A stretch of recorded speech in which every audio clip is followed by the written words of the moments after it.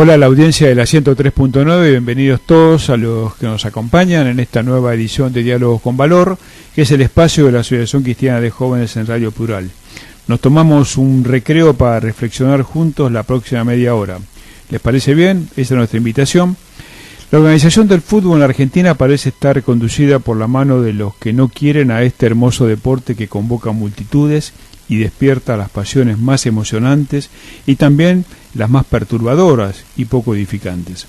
Ahora ha comenzado un torneo estrafalario por donde se analice. En lugar de aprender de lo que sucede en otras geografías, nos empeñamos en definir formatos que muy poco se entienden hacia dónde conducen.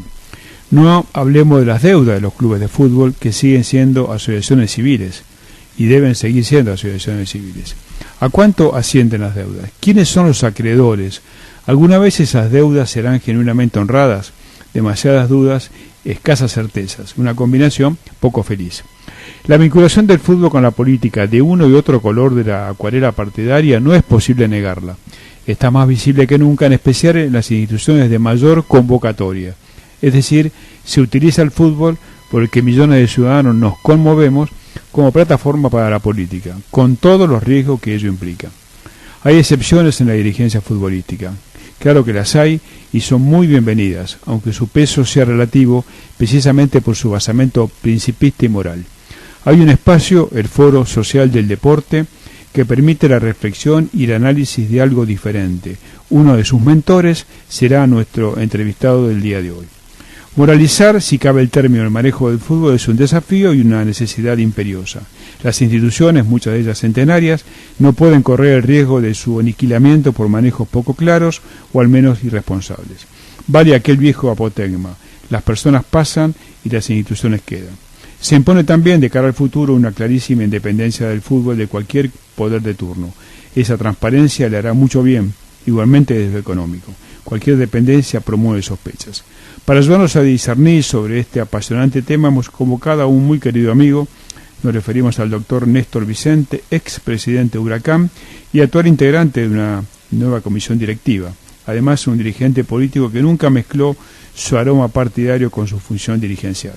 Alguien también que no se aprovechó del fútbol ni de su paso como presidente de un histórico club como lo es Huracán, de Parque de los Patricios. Bienvenido, Néstor, un gusto enorme tenerte acá en Diálogos con Valor y que nos honres con tus reflexiones que sabemos van a ser profundas. Bueno, muchas gracias, un gusto estar con ustedes. Bueno, vamos a ver, vamos el desafío. Es un desafío. ¿Hacia dónde va el fútbol argentino? Yo no sé si el fútbol, ¿no? Yo creo que el fútbol es parte de un todo, ¿no? Primero habría que hablar de la importancia del deporte, que fue teniendo en este siglo pasado, sobre todo, ¿no? De la jerarquía que nosotros queremos darle al deporte, ¿no? El deporte tendría que tener una importancia como tiene la salud, la educación, la cultura, ¿eh? El deporte es realmente un elemento que hace a la perfección del ser humano, a la integración del ser humano, a completarnos, ¿no? Porque nosotros somos una suerte de computadora de la cual usamos muy poquito, como hacemos nosotros con nuestras computadoras. Claro. Y bueno, el deporte me parece que es esto. Y el fútbol es posiblemente el juego más maravilloso de los imaginados, ¿no? Los que imaginaron los juegos son los ingleses. No los imaginaron los laburantes, los imaginaron los que tenían tiempo ocioso. Ocioso. Y así fue como Inglaterra imaginó la esgrima, claro. Y también los juegos de pelota. Sí. Bueno, y ustedes saben de imaginación de deportes porque ustedes trajeron a la Argentina el básquet. Y lo creamos en Estados Unidos. En Estados Unidos, el básquetbol, claro. Y el voleibol. Claro. O sea, en eso Estados Unidos repartió la preeminencia de los ingleses. Bueno, el fútbol. El fútbol realmente es el deporte más universal. En esto es algo que le hemos podido imponer a los yanquis. Pero los yanquis se vengaron porque crearon la NBA, sí, que se le impusieron al mundo, pero la NBA se juega ahí solo y le imponen al mundo. Nosotros jugamos en todos los países el fútbol. Fíjense que, sí, claro, que cuestión diferente, ¿no? Sí, sí. Bueno, esto es lo que hay que partir de la base, es decir, el fútbol es un deporte muy atractivo y estamos en un mundo en donde el egoísmo derrotó a la solidaridad. La solidaridad la construimos, la solidaridad la deseamos, la solidaridad la parafraseamos, pero después, yo muchas veces, bueno, yo he militado y tengo un pensamiento que podría denominarse de izquierda, pero lo que siempre decía era decir, podemos pensar mejor, pero como no somos mejores, y bueno, pensamos como pensamos. Y claro, es más complicado, porque el hombre de derecha pensaba de una manera y actuaba de esa manera. Sí, sí, y nosotros pensamos de una manera y muchas veces traicionamos ese pensamiento. Entonces teníamos un déficit. El fútbol yo creo que es muy difícil analizar fuera de este contexto mundial. Entiendo. Y entonces, nuestro país particularmente, yo diría, los argentinos somos, si se nos definiera, yo diría, somos exagerados. Sí.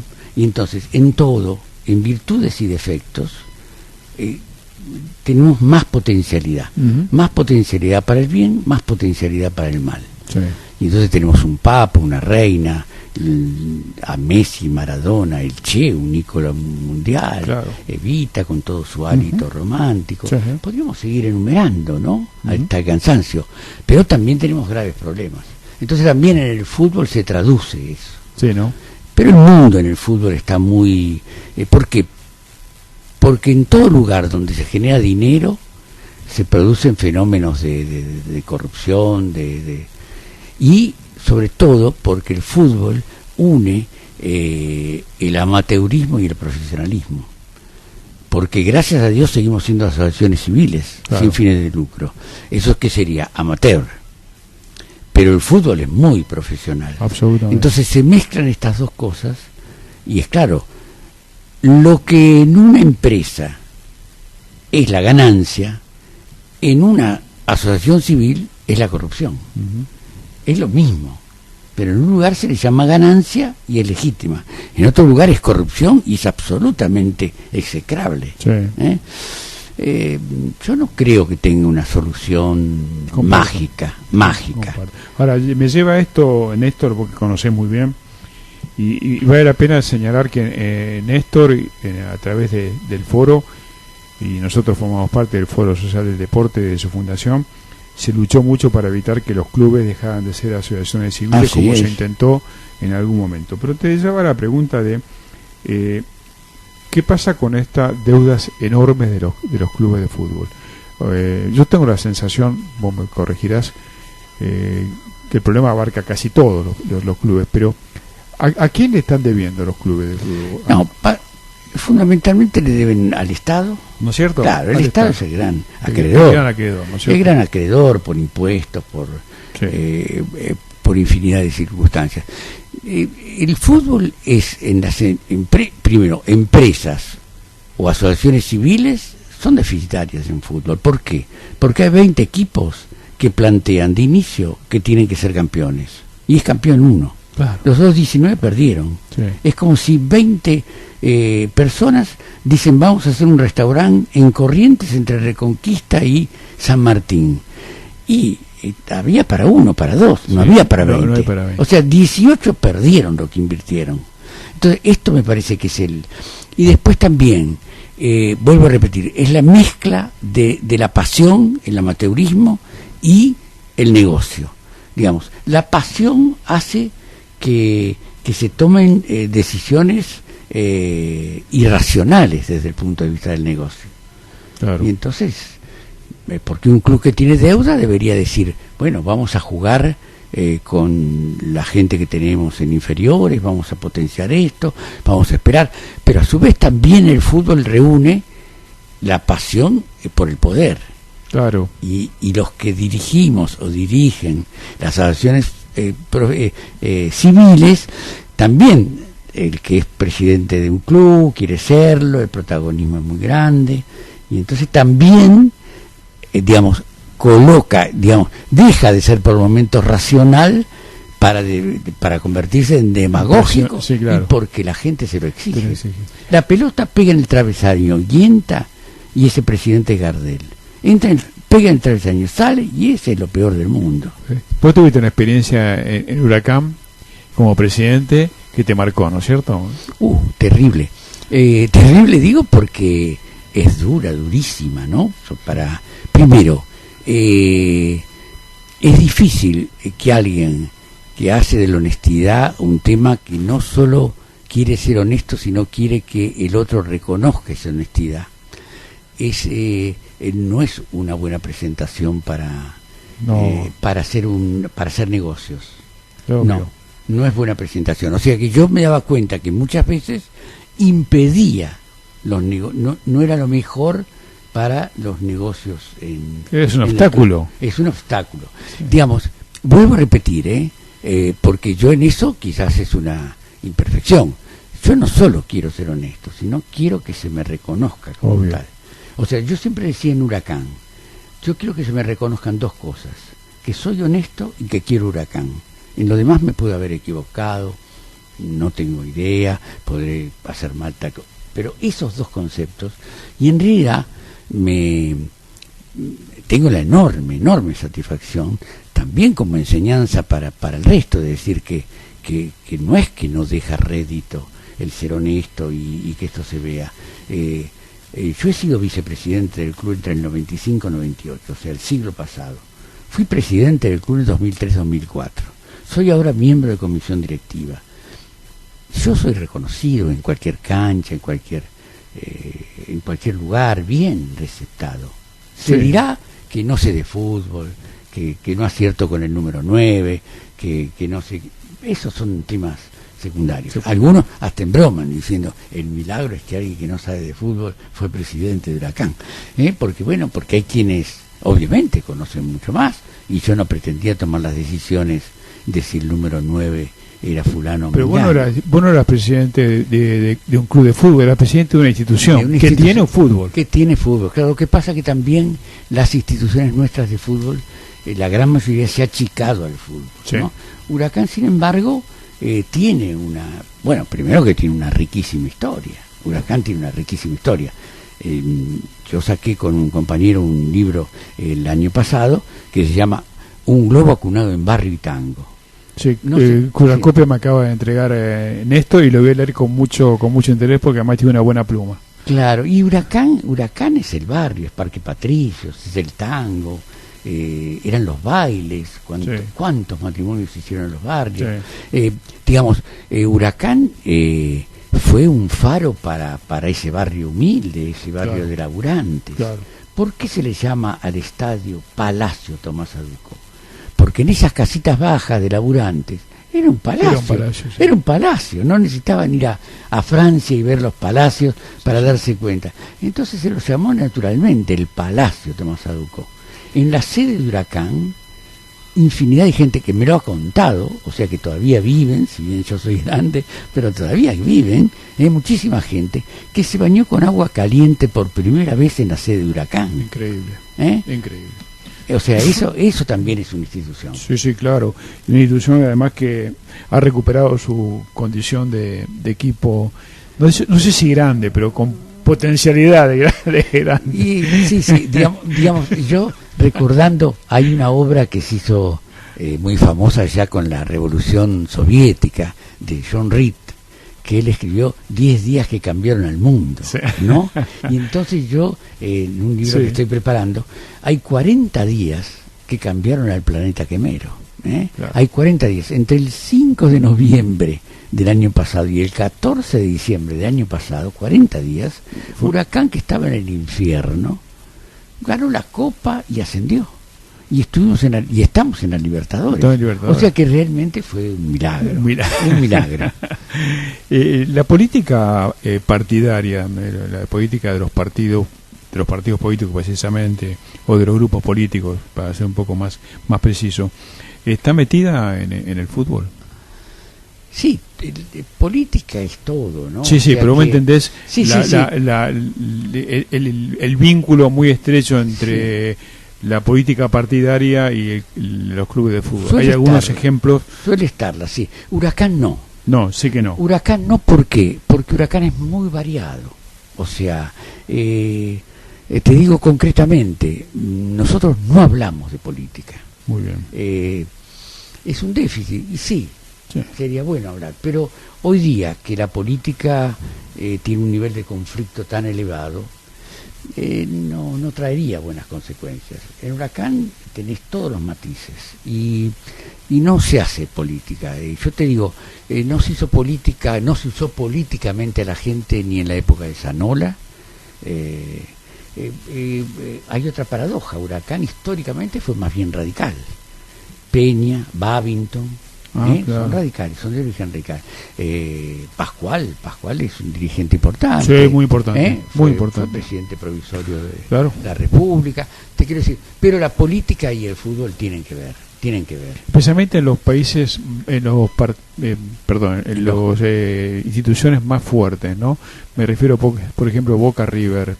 Hay una aspiración enorme por llegar a los máximos niveles de conducción y después de alguna forma estos clubes no tienen algún tipo de vinculación más estrecha con una postura. A veces individualmente, porque por ejemplo está el que fue presidente de Lanús, ahora no me acuerdo el nombre, el reciente, el anterior a Marón.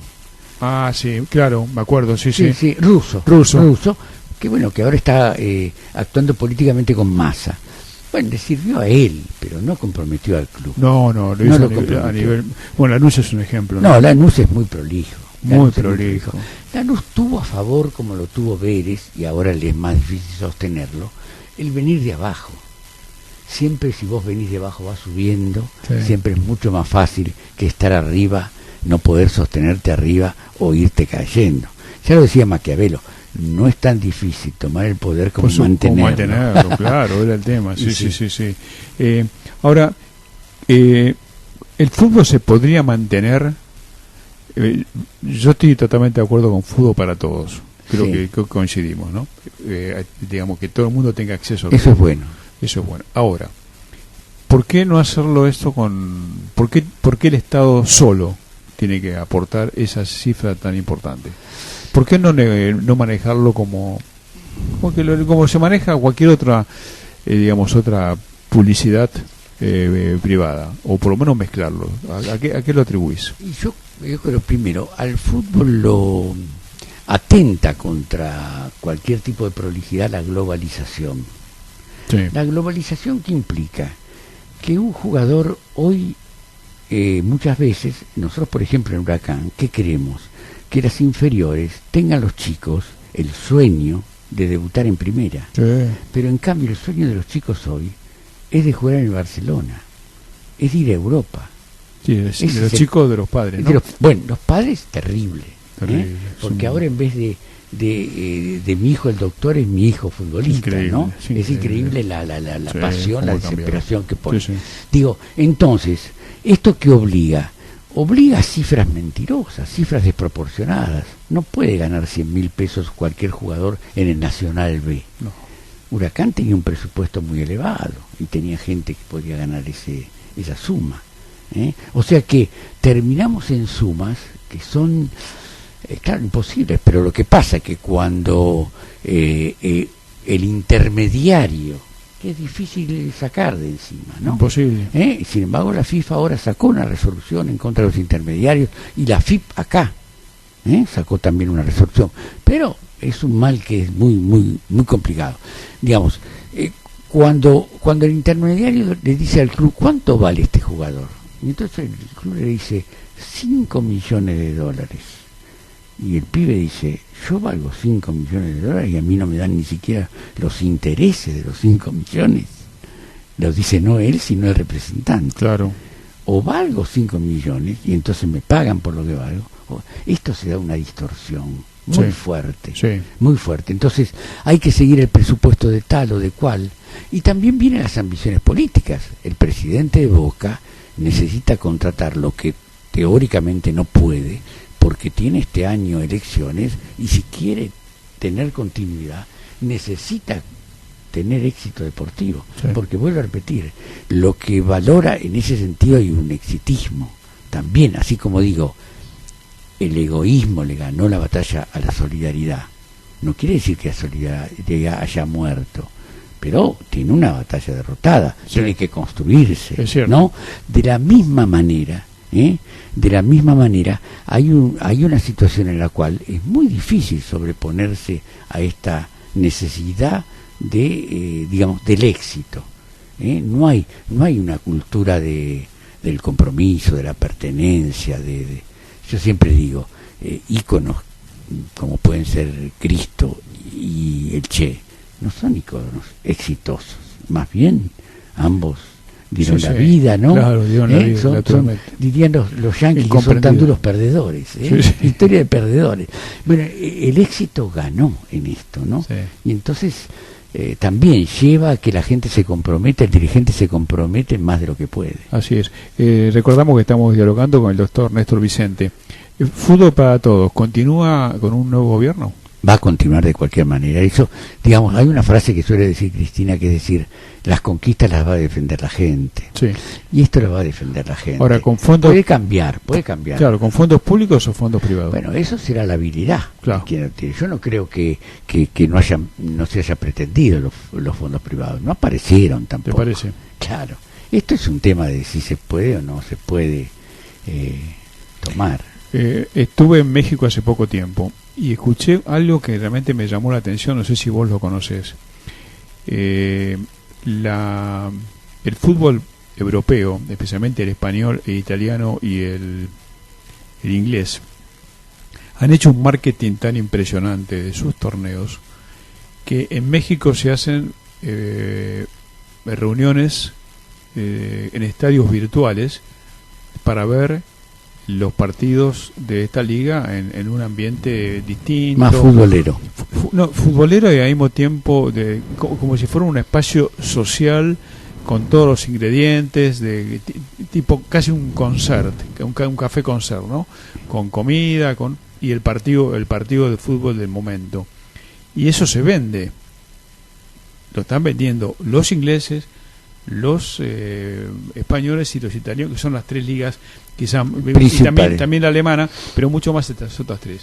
O sea que hay un marketing inexplorado a lo mejor del fútbol, que podía generar recursos muy importantes para las instituciones, ¿no?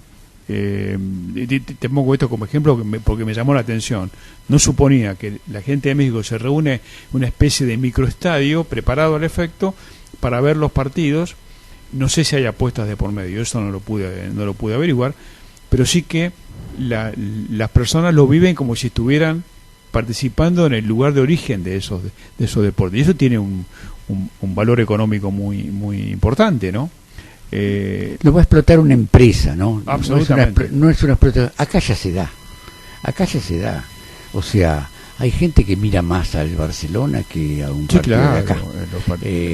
Yo me acuerdo debía ser 15 años, uno cuando habla con un chico a veces le pregunta de quién sos hincha, y el chico me contesta de Chicago. Y digo, qué bárbaro, ¿por qué viviste en Matadero? No, de los Chicago Bulls. Entonces, hace 15, 20 años de esto. Sí. Bueno, hoy día hoy, hay chicos fíjate acá, por la calle de las camisetas de fútbol. Claro, hoy día que hay gente, chicos acá que son más hinchas del Real Madrid o del Atlético, bueno, porque está promocionado Messi, Ronaldo. Pero en el marketing del fútbol argentino todavía tiene márgenes para ser explotados. Sí, tiene márgenes. Bueno, se vende, digamos, el fútbol argentino se vende en Latinoamérica. Sí, claro. Y en parte de Europa. Se vende en Latinoamérica. Pero es difícil. Es difícil. Ahora, ¿por qué este torneo de 30 equipos? Que es una cosa que yo por lo menos, mira que conozco algo de fútbol y me gusta el fútbol, traté de analizarlo de arriba abajo. Le preguntaba a mucha gente, nadie me supo responder, sino que es más una especie de aceptación de un legado que de la racionalidad. Sí, yo creo que fue una decisión, por supuesto, de Grondona, ¿no? Grondona manejaba el fútbol con autoritarismo, ¿no? En última instancia. Hay que reconocer que fue un dirigente muy importante y con una enorme capacidad. Impresionante. Enorme capacidad. A mí me da la impresión que a Grondona lo convencieron, y esto puede ser políticamente, de esto de integrar y de esto de ser federal. El fútbol en Argentina no nació federal. No. El campeonato era el campeonato de la capital, Rosario, Santa Fe, estaba La Plata, Rosario, Santa Fe y el Gran Buenos Aires. El fútbol se fue federalizando, pero no tanto. Bueno, me parece que el intento era de esto, el intento era de federalizar, hacer un fútbol federal como lo es en Europa, como lo es... Claro, también trae por consecuencia, como es en Europa, que hay 2-3 equipos que le llevan una distancia tan grande a los demás que le meten 5 o 6 goles siempre. Y acá va a pasar igual, por mucho tiempo, ¿no? Acá va a pasar igual. Crucero del Norte, de Misiones, ahora el gobierno le daba un aporte, pero ahora Crucero le dijo que va a jugar en Formosa. Claro, imagínate. Porque va a jugar en Formosa porque ahí hay un estadio estadio más grande. Claro, un estadio más grande en el cual creo que le toca jugar con Independiente y con River. Hace la diferencia. Claro, piensan salvar el presupuesto. No tengo una explicación. No. Grondona siempre manejó con habilidad con un círculo de 5 o 10 dirigentes pertenecientes a clubes chicos, pero clubes que votaban el valor del 1-1. Acá hubo una experiencia del voto calificado en la década del 40. Esta experiencia es la que le valió a Huracán el nombre de Sexto Grande, porque Huracán tenía el voto calificado. Eran los 5 grandes más Huracán. Ahí está. Por eso era el Sexto Grande. Eso fue un logro de Ducó. Un logro de Ducó allá por el 44. Pero en el 46 llega el peronismo, lo primero que plantea es el voto 1 por 1. Entonces fue muy efímero esto del voto calificado en la AFA. Pero es el antecedente por el cual ese nombre de Sexto Grande Huracán, porque le habían dado el voto calificado. Primero yo y después la audiencia nos estamos de alguna manera informando de por qué se le decía interesante. Claro, claro. Habían puesto ciertas condiciones de estadio, de esto, eran las condiciones para que entrara Huracán. Y entraban los 5 grandes y Huracán. Claro, que tenían un voto, eran 3 votos creo que tenían cada uno. No 2, qué interesante. ¿Y cómo está tu querido Huracán? Bueno, Huracán hoy está viviendo una realidad inimaginable. Creo que para que Huracán funcione tiene que haber una cierta estabilidad institucional, un crecimiento como institución, tiene que haber cierta baja en el conflicto interno y éxitos deportivos. Estos son los 3 elementos, ¿no? Bueno, de alguna manera hay al menos no un retroceso institucional, sino un afianzamiento lento. Huracán no tiene una estructura administrativa que hoy pueda sostener una Libertadores.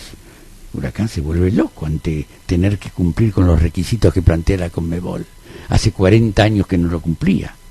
Entonces, tiene que crecer institucionalmente, tiene que seguir teniendo algún sostén deportivo y tiene que bajar el conflicto interno. Huracán ha sido un club con muy elevado conflicto interno, elevado. Pero estamos en un momento de tocando el cielo con las manos. Néstor, ha sido un gusto enorme tenerte en Diálogos con Valor, como siempre. Para mí también. Tus reflexiones son muy atinadas y me alegra por vos, me alegra por Huracán que te haya recuperado como dirigente. Bueno, muchísimas gracias. Ha sido Néstor Vicente, nuestro invitado de hoy. Como decimos siempre, Argentina anda y camina con esperanza activa. Hasta nuestro próximo encuentro por la 103.9.